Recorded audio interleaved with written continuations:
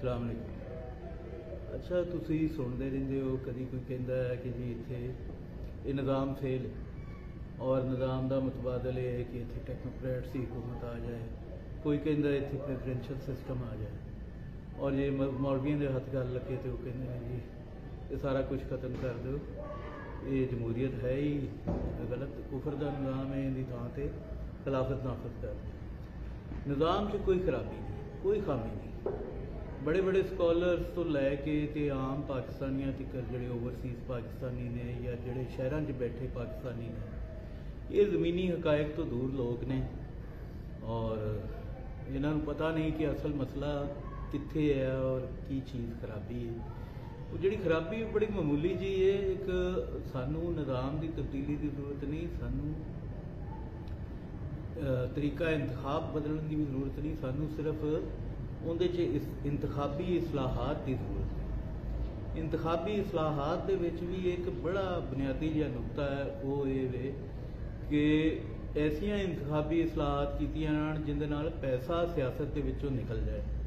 हुण पैसा तुसीं किस सियासत चों कढ सकदे हो, इहदा बड़ा सौखा तरीका है। वैसे भी इंज दे छोटे मोटे तो शर्तां लांदा रहिंदा साडा इलैक्शन कमीशन, लेकिन वो पूरी तरह नहीं लांदा क्योंकि एस्टैबलिशमेंट नूं भी बारे च नहीं कि एक आम पाकिस्तानी जिहड़ा है वो एक सियासत का हिस्सा बने या इकतदार च है। लिहाजा आम आदमी नूं अपना नज़रिए के तहत पोलीटिकल पार्टी रजिस्टर्ड कराउण दी इजाजत नहीं। शर्तां इंडियां औखियां ने कि आम आदमी जिहड़ा है वो रोटी कमाए या उन्हां दीयां शर्तां पूरीआं करन तुर पवे। तो पहले नंबर पर तो ये कि पोलीटिकल पार्टीज़ की रजिस्ट्रेशन आम कर देना चाहिए और वो रियासत जोड़ा काम करती है अपनी मनियारी ला लेंदी, उन्होंने हट्टी बना लेंदी है, फीसा लेना और पैसे लेना। की काम है पैसे लैन का रियासत का इस चीज़ से? जमहूरीयत नूं तरक्की देने वास्ते रियासत क्यों पैसे लवे, क्यों पार्टी की रजिस्ट्रेशन वास्ते शर्तां लावे 2000 बंदियां दियां शनाख्ती कार्ड दियां, और क्यों NOC जोड़ा इंटीरियर मिनिस्ट्री तो चाहिए होवे और क्यों 2 लाख रुपया फीस जमा कराउण की शर्त होए। पहले तो ये खत्म किया जाए। दूसरा जो सब तो अहम चीज़ जी मैं तुहाडी नॉलेज अज लियाउणी चाह रहा, पहली बारी मैं अगे गल करदा रहना लेकिन मैं रिकॉर्ड से लियानी चाह रहा कि सियासत के जिहड़े ज़ाब्ता अखलाक बनाते हैं वो ज़ाब्ता अखलाक ही गलत है। वो करप्ट प्रैक्टिसिस नूं रियासत आप इनकरेज कर रही। तुसी फ्लैक्सां ते पाबंदी लगाओ मुकम्मल, तुसी बैनर ते पाबंदी लाओ, तुसी जिहड़े हुंदे ने हैंडबिल जिहड़े पंफलेट्स ने इन्हां ते पाबंदी लाओ और सारिਆਂ ਤੋਂ तुसी ये जिहड़े दौरे करदे ने इलैक्शन कैंपेन दे नां ते इलैक्टेबल और काले धन वाले समगलर दौरे करते हैं, कॉन्स्टिट्यूएंसियां दे और गरीब इलाकों के दौरे करते हैं, इन्हां ते पाबंदी लाओ। अज ऐसा दौर है देखो कि एक रेहड़ी वाले कोल स्मार्टफोन हुंदा है, एक पिंड च भी केबल नैटवर्क मौजूद है, तो हज़रत अली का फरमान है कि बोलो ताकि पछाणे जाओ, तो पछाण हुंदी बोलन नाल है।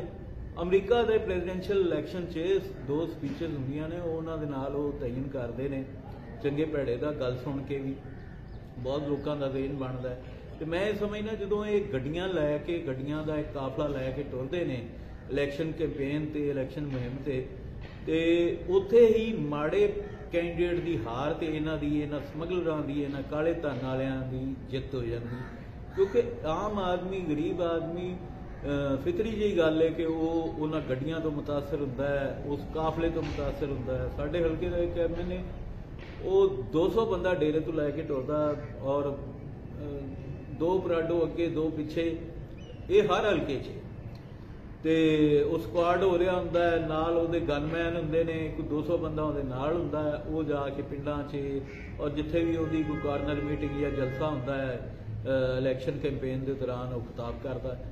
तो माड़े बंदे ने तो उत्थे ही रह जाना और माड़े बंदे ने उत्थे ही उन्होंने कहना कि यार ये देखो इन्नी टौर वाला बंदा है। इसकी मिसाल मैं तुहानूं अपने इलैक्शन की दा, मैं अपने इलैक्शन च मेरे को एक मैरान सी अपनी एक होंडा सिटी सी, ते इन्हां दो दे उत्ते मैं कैंपेन कर रहा था। तो साडे पिंड दा अनीफ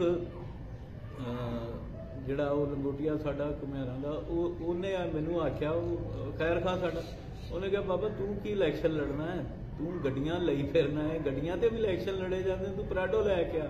हुण सादगी इन्नी है आम पंजाबी दी, आम आवाम दी, कि वो ये नहीं सोचते कि वो जड़ियां पराडोआं लैके फिरदे ने वो तुहाडे पैसिਆਂ नाल ही फिरदे पैन, वो तुहाडे ही पैसिਆਂ ਦੀਆਂ ਗੱਡੀਆਂ ਨਾਲ ਤੁਹਾਨੂੰ ही फुद्दू बनाई जा रहे ने। तो अगर रियासत या इस्टैबलिशमेंट या सिक्योरिटी इस्टैबलिशमेंट जिहड़ी इत्थे मार्शल भी लाउंदी रहिंदी, अगर वो मुल्क नाल, इस मुल्क नाल मुखलस हुंदी, इस अवाम नाल मुखलस हुंदी, तुहाडे साडे नाल मुखलस हुंदी, ते वो ये शर्तां लाउंदे। वो शर्त लाउण ना कि अगले इलैक्शन च, आउण वाले इलैक्शन च कोई बंदा किसी पिंड च नहीं जाएगा। जे किसी कैंपेन करनी तो पैदल करे, बिल्कुल गड्डियां की इजाजत ना होवे, काफलियां की इजाजत ना होवे, बड़े बड़े काफले लैके टुर जाते ने, उत्थे जाके असर पाउंदे ने, और मतलब मोटरसाइकिलों से चले जाओ। लेकिन एक जिहड़ा इन्ना बड़ा डिफरेंस क्रिएट होंदा, वो आम आदमी ते गरीब आदमी ते असर पैंदा ओहदा। ते तुसीं सिर्फ इन्नी कोई इस्लाहात अगर कर दिओ ना कि हर इलाके च, हर कॉन्स्टिट्यूएंसी च जिहड़ा उत्थों दा MNA MPA दा कैंडिडेट है, उन्होंने स्पीच का मौका मिले केबल नैटवर्क के राही, जिन्ने भी लोग खड़े ने, और जेड़े पैसे जी सिक्योरिटी फीस लेंदे ने 35,000 होता नॉमिनेशन फॉर्म के वेले, जी जमानत दर्ज होंदियां ने नजरियात से इलैक्शन लड़न वाले, उन्होंने बेशक 1 लाख रुपया कर लैन, रियासत लाख रुपया कर ले, लेकिन ये जान ते पाबंदी लाई जाए, ये फ्लैक्सां ते पाबंदी लाई जाए। हाले इलैक्शन 1.5 साल दूर हुंदा है ते वो इंशाअल्लाह MPA ते इंशाअल्लाह MNA ते इंशाअल्लाह चेयरमैन दीयां फ्लैक्सां लग जांदियां ने। ते पैसा कट्टे बगैर तुसी इस निज़ाम सियासत नूं बेहतर नहीं कर सकते, जिहड़ा मर्जी निज़ाम लै आओ।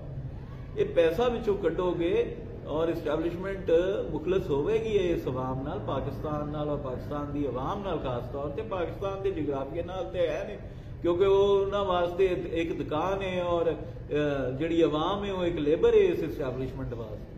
ते इहदे वास्ते एक आम पाकिस्तानी, एक आम पंजाबी आवाज़ चुके कि बई आह काम खत्म करो, ਇਹਦੇ ਤੋਂ ਬਗੈਰ बेहतरी नहीं आ सकती, ਇਹਨੂੰ खत्म करो। सियासत ਦੇ ਵਿੱਚ पैसे का इस्तेमाल ਜਿਹੜਾ इलैक्शन ਦੇ, ਇਹਨੂੰ टोटली खत्म करो। स्पीचस का एयर टाइम मिले और केबल नैटवर्क्स ਨੂੰ ਉਹ ਸਰਕਾਰ ਵੱਲੋਂ पे ਕੀਤਾ जाए हर कॉन्स्टिट्यूएंसी 'ਚ, और केबल वाले ਜਿਹੜੇ ਨੇ ਉਹ ਤਕਰੀਰਾਂ ਚਲਾਣ।